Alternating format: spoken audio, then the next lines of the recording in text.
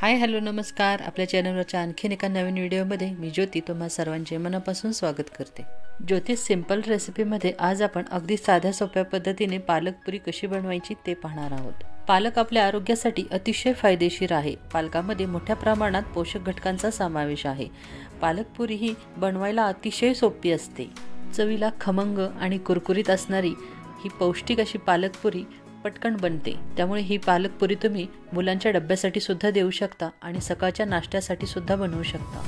चला तर मग वेळ न घालवता अतिशय पौष्टिक अशी पालक पुरी बनवायला सुरुवात करूयात। पालक पुरी बनवण्यासाठी आधी आपण पालक उकडून घेऊयात।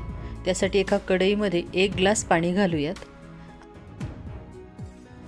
आता या पाण्यामध्ये पालक घालूयात। मी इथे पालकाची एक जुडी घेतली आहे।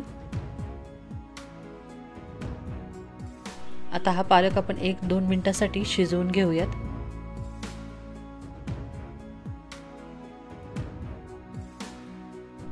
तुम्ही बघू शकता पालक छान शिजला गेला आहे। आता आपण गॅस बंद करूयात आणि हा पालक आता आपण काढून घेऊयात।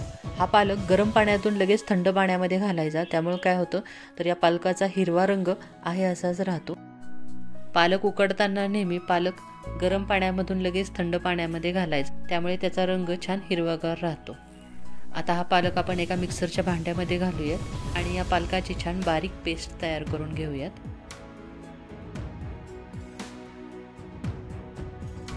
तुम्ही बघू शकता या पालकाची किती छान बारीक पेस्ट तयार झाली आहे। आता या पालकाची पेस्ट आपण साईडला ठेवूयात आणि पालक पुरीसाठी लागणारे पीठ मळून घेऊयात। पालक पुरीसाठी लागणारे पीठ तयार करण्यासाठी एका ताटामध्ये 1 वाटी ज्वारीचे पीठ, 1 वाटी गव्हाचे पीठ आणि 1 वाटी बेसन पीठ घेऊयात। यामध्ये चवीनुसार मीठ घालूयात आणि 2 चमचे पांढरे तीळ घालूयात। यामध्ये पांढरे तीळ घातल्यामुळे पुरीला छान टेस्ट येते। यामध्ये आता 2 चमचे हिरवी मिरची, आले आणि लसूण पेस्ट घालूयात। हिरवी मिरचीची पेस्ट तुम्ही तुमच्या आवडीनुसार कमी जास्त करू शकता। यामध्ये आता आपण पालक प्युरी जी तयार केली ती घालूयात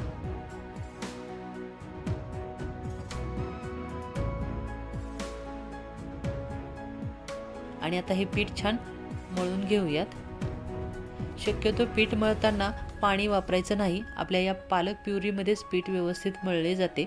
जर गरज वाटली तरच एकदम थोडंसं पाणी शिंपडून पीठ छान घट्टसर मळून घ्यायचे।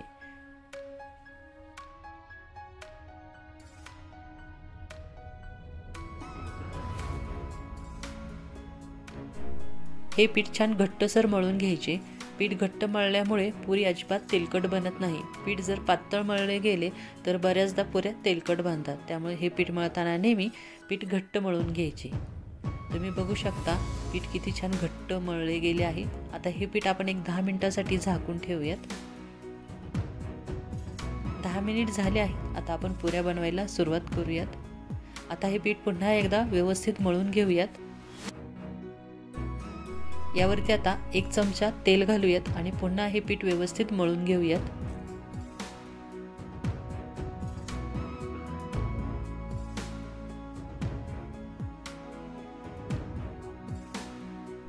या पिठाचा अशा पद्धतीने एक छोटासा गोळा घेऊयात आणि तो अशा पद्धतीने गोल बनवून घ्यायचा। आता याची आपण एक छान पुरी बनवून घेऊयात। पुरी लाटताना खूप जास्त जाड नाही लाटायची, एकदम पातळसर पुरी लाटून घ्यायची, म्हणजेच पुऱ्या छान कुरकुरीत बनतात। आता ही पुरी छान लाटून झाली आहे। आता ही पुरी तळून घेऊयात। मी इथे पुऱ्या तळण्यासाठी तेल आधीच गरम करण्यासाठी ठेवले होते।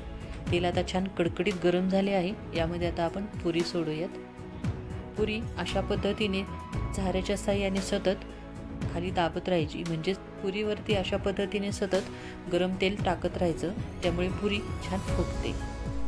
आणि पुऱ्या सतत पलटी मारायच्या नाहीत।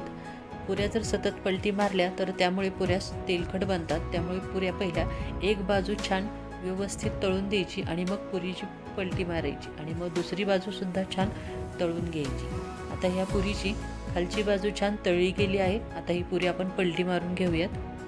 आता ही पुरी छान खरपूस होईपर्यंत तळून घेऊयात।